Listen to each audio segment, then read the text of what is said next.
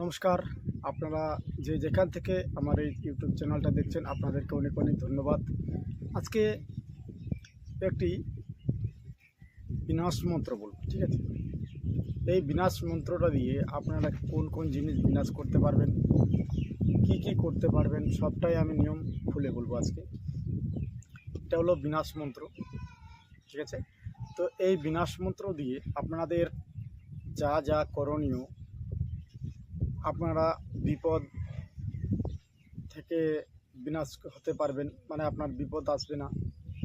এই মন্ত্রটি ব্যবহার করলে আপনি বুঝতে পারবেন আপনার যে সামনে বিপদ আছে কি না, সেটা বুঝতে পারবেন। অবশ্যই আপনারা যেভাবে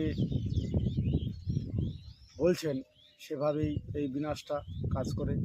খুবই পাওয়ারফুল এটা বিনাশ মন্ত্র, কিন্তু এটা পুরোটাই সাংস্কৃতিক হিসাবে হচ্ছে, তাই একটু বুঝতে যদিও অসুবিধা হয় আমি লিখে দেওয়ার চেষ্টা করব, কিংবা লিখে দেবো স্ক্রিনে, আপনারা দেখে নেবেন, ঠিক আছে?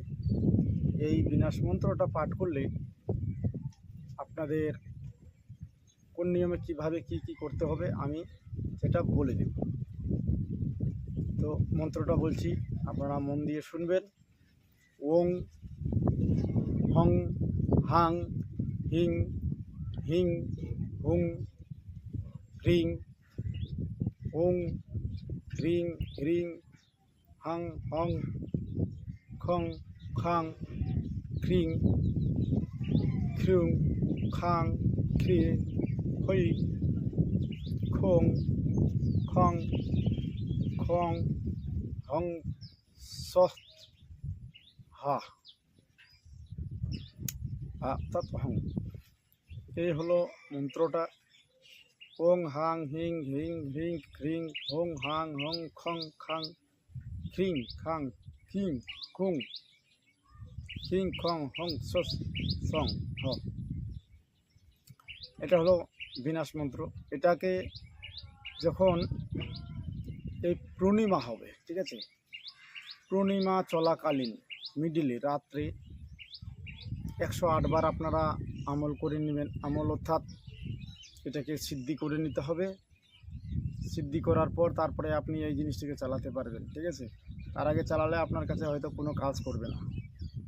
এটি আপনাদেরকে কেউ যদি কোনো কিছু করে, বান লাগান, বশীকরণ, উচ্চটান কেউ যদি করতে চায়, কোনো কিছু দিয়ে যদি সে করতে চায়, তাহলে এটা আপনার কাজ করবে না। সে ব্যক্তি আপনাকে ক্ষতি করতে পারবে না, ঠিক আছে? মন্ত্রটি একটু কঠিন হলেও ভাষায় একটু কঠিন, কিন্তু কাজ করতে পারবে না। তো অমাবস্যার রাতে কিংবা পূর্ণিমার রাতে আপনারা জিনিসটিকে জাটসিস্ট করে নেবেন, মানে সিদ্ধি করে নেবেন, ঠিক আছে না?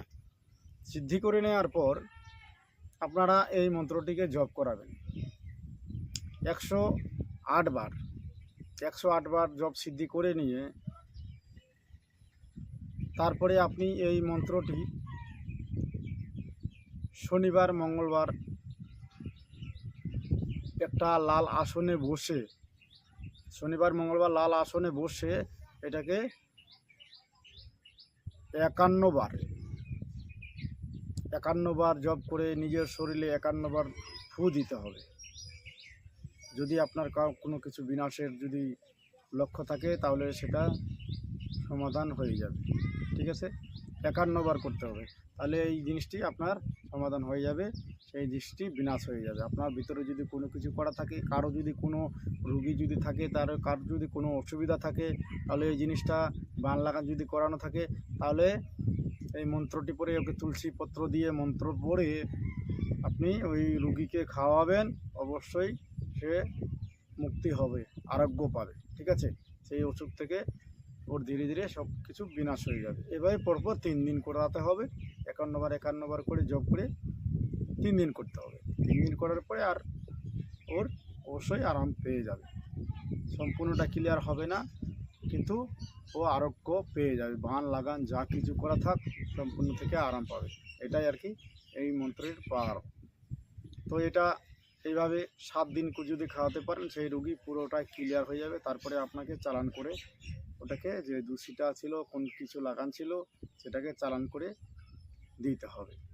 তো ঠিক আছে, আপনারা, আমি এই মন্ত্রটার নিয়ম সব কিছু দিয়ে দিলাম।